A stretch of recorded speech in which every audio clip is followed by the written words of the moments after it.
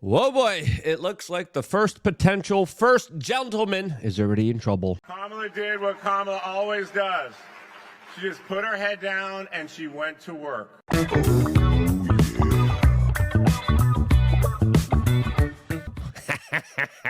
As one person literally responded to that video by saying, "That's a low blow." Literally. So, of course, things are not looking good for Kamala Harris, as tomorrow, in less than 24 hours, we will have the election to determine the season finale of America. As in this particular video, I specifically wanted to give you top 10 reasons why I specifically think Donald J. Trump will win this upcoming presidential election, as there are specifically 10 things that I have researched, looked into, and covered in the making of them unfolding that I think will be the larger determining factors in this 2023 presidential election. All of this, as I think it's fair to say that there's a lot of funny business when it comes to the larger kind of betting predicted markets out there, as there's also some very interesting kind of data coming from CNN, specifically surrounding Iowa. Mail-in voting is coming in that is suggesting that more women are voting than males, which is not good for Donald Trump, as of course a lot of religious communities, specifically the Jewish and Muslim population, overwhelmingly looks like they will be supporting Donald J. Trump. How will this kind of play out tomorrow? Well, I think barring outside some kind of crazy, wild shenanigan event, I do think Donald Trump will win the presidency if everything goes off in a fair and honest way. And the 10th reason why I think that is going to be likely is, of course, the reaction from the corporate media that overwhelmingly is providing very negative coverage of Donald Trump and overwhelmingly a lot of favorable coverage for Kamala Harris. But there are some kind of larger indications here that some newspapers are taking a step back here, more specifically USA Today, the LA Times, and Washington Post being one of the biggest newspapers in this country that are now refusing to endorse Kamala Harris when, of course, they have a record of predominantly endorsing the Democratic presidential candidates. Why aren't they doing it this year? As, of course, they probably do see the writing on the wall here. And these larger non-endorsement endorsements do kind of highlight and shift how it's not just me as an independent media organization here that believes that Kamala's going to lose here, but it's also some of the most prominent, most prestigious CIA-connected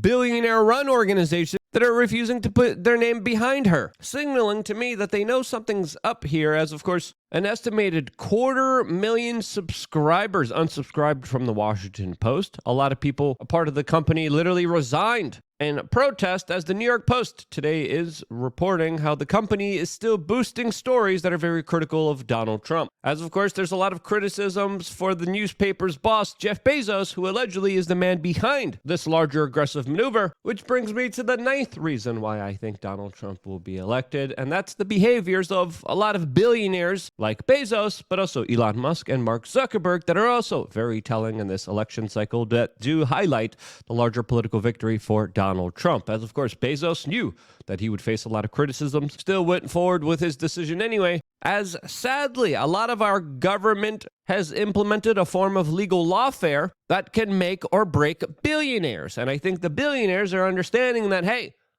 we might have all this money, but the federal government could still come in at any time and destroy our enterprises, our businesses, and everything we, of course, created. And therefore, I better get in line with the political party that's going to be, of course, winning, because if I don't, I'm in trouble. And I think this is why Elon Musk is such a big Donald Trump supporter, because he has angered the left, and he understands that under a leftist government, he's going to be the first target. Now, will Bezos and Mark Zuckerberg be the target of a Donald Trump administration? Well, Donald Trump did say that Zuckerberg would be arrested if he interferes in this election. And I think this kind of heated rhetoric, as well as the DOJ just being weaponized in the way that it has created this larger kind of political realignment based on who the billionaires think is going to win. And I think the billionaires overwhelmingly believe that Donald Trump will be winning the presidency of the United States. Look at the larger transformation that has also happened with individuals like Mark Zuckerberg, that literally came out and said Donald Trump was a badass, as this is the man that literally got Joe Biden elected in 2020, And now he, of course, is saying that he's not going to be involved in this election, allegedly. James O'Keefe has another thing to say about that, though. But that's a different story for a different day. As The Independent reported that he went from liberal darling to phone calls with Trump, as he has now declared that he wants Meta to be a nonpartisan organization. As, of course, he's not the only liberal that has recently joined Team MAGA and Team Donald Trump, which brings me to, of course, the 8th point to why I think Donald Trump will be the next president of the United States. And that's because a lot of liberals, a lot of very prominent anti-establishment figures like RFK Jr., Tulsi Gabbard, are a major key portion of his campaign, but also his transition team that will be deciding the future of the U.S. government. And having these individuals at the helm here that have recently now joined Elon Musk and Ron Paul, of all frickin' people, saying, hey, we want you here. We want you in these positions of power. We want you deciding who gets to have a job and who doesn't. We want you picking and selecting these individuals for these particular jobs, replacing the old bureaucrats here that have infested and destroyed our system previously beforehand. That right there is highlighting a larger political realignment that has happened in this election cycle that is worth noting and talking about. This is a historic moment where the values, the morals, the issues have shifted in a almost total complete frickin' pole shift. And this is something for the history books that deserves to be talked about in a clear, open, and honest way. As, of course, the liberals, the Democrats have run very unfair, very unethical schemes against RFK Jr. and Tulsi Gabbard. As, of course, it's important to note here that when RFK Jr. was still campaigning to be president of the United States, he had to literally sue to be on the ballot. The DNC did many underhanded things against him. And then when he officially endorsed Donald Trump, he wanted to pull his name away from the ballot. He literally had to fight in court in order to do that and still hasn't been able to successfully do that in some states. As, of course, similar shenanigans have happened to Tulsi Gabbard, who previously endorsed Joe Biden for the presidency of the United States, as she is now on Team MAGA. That is a big transformation that is worth talking about, as a lot of liberals are disenfranchised, specifically with what is happening inside of the Middle East as well, as it is becoming a major crux, divisive issue, specifically amongst the younger demographic voting base that is specifically creating a lot of division amongst Democratic voters who are saying, yeah, I'm not going to vote for either side here because of the current situation unfolding right now in the Middle East. As Kamala Harris now is the political party of Liz and Dick Cheney. And for a lot of leftists, that just doesn't fly. As, of course, another prominent leftist, California liberal-minded individual is, of course, Joe Rogan, which brings me to, of course, the 7th reason why Donald Trump will be the president of the United States, as, of course, he sat down with Joe Rogan himself for a 3-hour-long conversation, which has already been seen by 44.6 million people just on YouTube alone. We still don't know the numbers from Spotify. The interview on Twitter already has tens of millions of views. The clips of it have reached a huge, tremendous amount of people. And this is the interview that is bigger than any other corporate media kind of interview that he has ever done. I even dare to say it, the biggest political interview of all time. Seen, I think now in modern day audiences more than anyone else.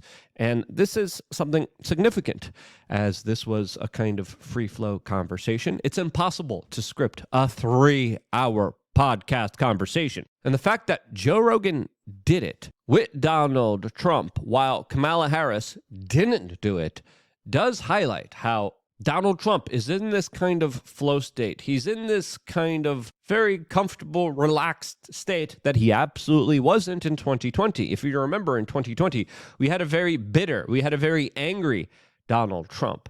This time around, during this specific election cycle, he's a lot more just going with the flow. He's a lot more just relaxed. He's a lot more loose. He's a lot more with it than he was previously beforehand. And him being able to come off as personable as he is, him being able to go to comedy roast like the Al Smith Catholic dinner and be able to joke around and to be able to be made fun of and to be able to go with the punches, while Kamala Harris also ignored and ducked that specific event as well, highlights her kind of riggedness, highlights her kind of uncomfortability with this larger moment that she's in right now. As Trump's son, who has been telling him to go on these podcasts, as Barron Trump's strategy here has absolutely been working in many incredible ways. As Vanity Fair has this article that reads, Trump's young gun, how Beau Loudon, Barron's best friend, is shaping the 2024 podcast offensive. And it is this kind of new era of podcasts over the corporate media that is absolutely dominating and changing the political landscape while eviscerating the corporate media for its fakeness, for its larger kind of canned PR marketing terms that are highly edited, highly controlled, in exchange for, of course, a free flow, honest and real conversation that's actually genuine and shows people who people really are through their character and morals. That right there is something that has reshaped the political landscape in all the best ways, and something that, of course, Kamala Harris isn't really good at. And that's why Donald Trump is kicking as much butt as he is. I would like to think that we've been a part of this kind of independent media revolution, as of course we've been doing this for 20 plus years. We talked to a lot of really incredible people. We confronted a lot of really bad, awful people. We've done a lot of work. We're here for you, working for you on a one-on-one independent basis. And of course, we also need your help and support, as of course right now we are also going through a very difficult time, and that's why we launched SaveLukeNow.com, as we're dealing with a situation where we just got a surprise $180,000 tax bill that came out of nowhere, and I got to get lawyers to fight this. This has happened about 3 weeks ago. I just found out about this. This was a complete surprise. It came out of nowhere. I'm going to do a full video report on this just to detail the kind of larger shenanigans that are happening behind the scenes. It's a very uncomfortable situation that I had to, of course, deal with, that we're still dealing with.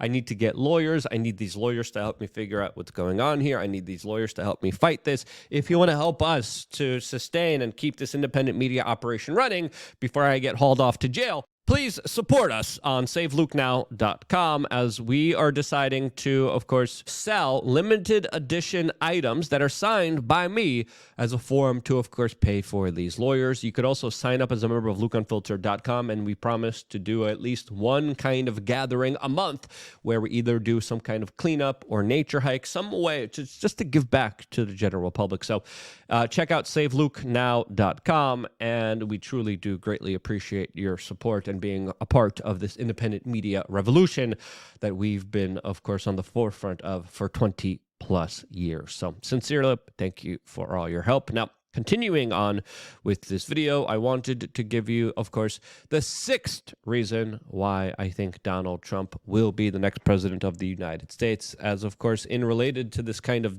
disenfranchised liberal conversation that we just had here, we have Batya Ugar-Sargon, opinion editor of Newsweek, who also previously was a leftist, who just came out and declared, quote, "If you told me 5 years ago I would endorse Trump for president, I wouldn't have believed you.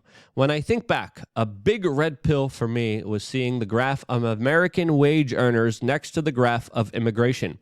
It's basically supply and demand, yet the Democrats made it a taboo, as this is something that Bernie Sanders used to specifically talk about, as he described previously a Koch brothers plan that allowed more people to walk into the United States, that effectively made sure that wages for the average American could be cut in relation to that. The cost of housing also goes up when, of course, you allow people to just walk into your country. And it's something that is a major issue, as immigration is the sixth reason why a lot of people will be voting for Donald Trump this particular election cycle. As the more people you let in, the bigger worker base you have, the lower you're able to make the wages for the average American. Foreign-born U.S. population is skyrocketing, as these new immigrants will overwhelmingly be voting for the Democratic political party, and they are also being situated in many high-profile Democratic swing states that will now allow them to have a bigger congressional representation in the next few years, even if they don't get citizenship status. As the fifth reason why I think Donald Trump will win this presidential election is, of course, it's the economy, stupid, as famously said by Bill Clinton when he was running for the presidency of the United States and then shocked and surprised everyone by defeating George H.W. Bush, as he recently came out and had this to say about how the economy was better under Donald Trump while he was campaigning for Kamala in Michigan. I don't think it's right to say that people have to vote for Donald Trump because the economy is better there. I don't believe that. As I think it's fair to say, no matter how much the federal government skews the numbers, manipulates them, especially when it comes to the new job numbers, which they knowingly lied about, I think it's fair to say that the average American going to the supermarket, the average American that's paying for their utilities, their taxes, their bills, is understanding, hey, This Bidenomics, Build Back Better, World Economic Forum, revisionist kind of understanding of capitalism, which is really socialism, isn't really working for the average American out there. And they're not really happy about it, as the power and the purchasing power of the U.S. dollar has been diminished, and it is continued to be diminished the more that Democrats are in power, as, of course, the economy is one of the larger determining factors that will decide the future of the U.S. presidency. And with Joe Biden and Kamala being in charge for the last 4 years, the burden and responsibility is on them, even though all the other presidents really did just print money out of thin air and borrowed too much of it and never really had a balanced budget until, of course, Bill Clinton, surprisingly. But yeah, anyway, moving on to the fourth reason why a lot of people desperate for money will do a lot of desperate things. We, of course, have the P. Diddy scandal and saga that also does highlight why Donald Trump will win this presidential election. As you're probably asking me, how are the two correlated? Well, if you remember, P. Diddy was a major galvanizing supporter of the Democratic political party. He was tight with the Clintons. He was tight with the Obamas. He was telling people to vote or die. He was a major billionaire. He was a major backer of all these political parties. He had some very nasty things to say about Donald Trump, as a lot of celebrities now that are coming out and endorsing Kamala Harris are automatically met with, yeah, they're probably on the P. Diddy extortion list, as P. Diddy had a lot of his tapes, a lot of his private kind of moments captured at his debaucherous, very kind of disgusting white parties where a lot of people were filmed secretly doing horrible things to small children that the FBI now confiscated and probably are using as a form of extortion for a lot of the bigger celebrity endorsements that Kamala Harris is getting that aren't really landing. As, of course, you have so many people. You have Beyonce, you have Eminem, you have Lizzo. You're paying them millions of dollars to come out and support you, and you're still not getting that kind of oof that you did before. As a lot of people have just gotten a perspective to how seedy, how disgusting, how dirty Hollywood and politics really is, and how there's some really absolutely awful, horrendous things that happen behind the scenes that are pretty awful, and it's one reason why those celebrity endorsements aren't landing like they used to. As, of course, Tony Hinchcliffe even specifically mocked Democrats as he described that the Democratic Party looks like a Diddy party. Could be one of the reasons why there was a major effort to cancel him after this event, as his jokes were used to conflate somehow Donald Trump's responsibility for them, which, again, doesn't really make sense, as Joe Biden decided to, of course, top Tony Hinchcliffe afterwards and then call Donald Trump supporters garbage. Which brings me to the third reason why Donald Trump will be the next president of the United States, is because he leaned into the garbage comment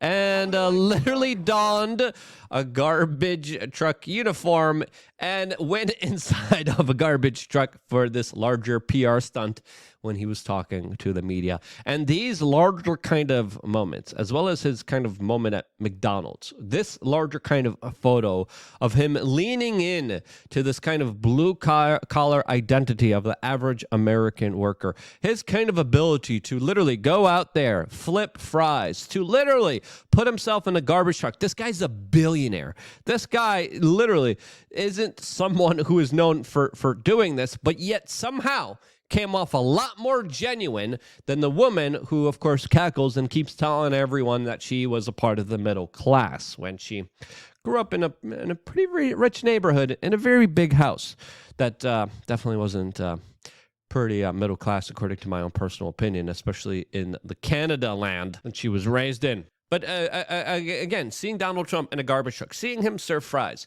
served as these kind of larger moments that resonated with the average American, as most politicians would come off very cringy, very fake, very disingenuous, but somehow Donald Trump was able to pull off these larger PR stunts and then become more likable afterwards. As we have always seen this during the larger kind of political cycle, but there's a different kind of aura, there's a different kind of energy, there's a different kind of shift around Donald Trump that definitely is resonating more with the average American than, of course, cackling Kamala Harris, which leads me to, of course, the second reason why Donald Trump will be president of the United States, and that's because of his larger persecution that has happened under the Biden-Harris DOJ and other liberal woke district attorneys that took it upon themselves to arrest Donald Trump, as he has faced 700 plus years in jail for crimes like not filing the right paperwork. Literally, that's what they're going after him for, as he was found guilty, by the way. He still has a sentencing. There was a mugshot of him that propelled him to be supported more than ever. And it has been these arrests. It has been him facing 700 plus years in jail that has galvanized the American public to say, hey, if they're really going out of their way to stop this guy that much, I want to support him. And this larger mugshot has resonated with the average American voter and has been, I think, the second thing that has really galvanized all of the larger Trump supporters behind him. As, of course, we now have a convicted felon that could be the next president of the United States. As, of course, we now go to the first number one reason why Donald Trump will be the president of the United States, and that's because there was very serious attempts on his life that were very close to taking it. And it has been the first event in Butler, Pennsylvania on July 13th that has galvanized the American public to understand, hey, this is far more bigger than just a political race here. There's something else at foot here. There's something else at play here, as 8 bullets literally whizzed by the former president of the United States that had his ear bludgeoned during these kind of encounters. Something that, of course, will emotionally have a major effect on a lot of Americans, as truly this was an attempt to stop this man from becoming the next president of the United States, but it also had the potential to make him the next president of the United States if they missed, and they did miss, and that's why I think Donald Trump will be the next president of the United States. What do you think?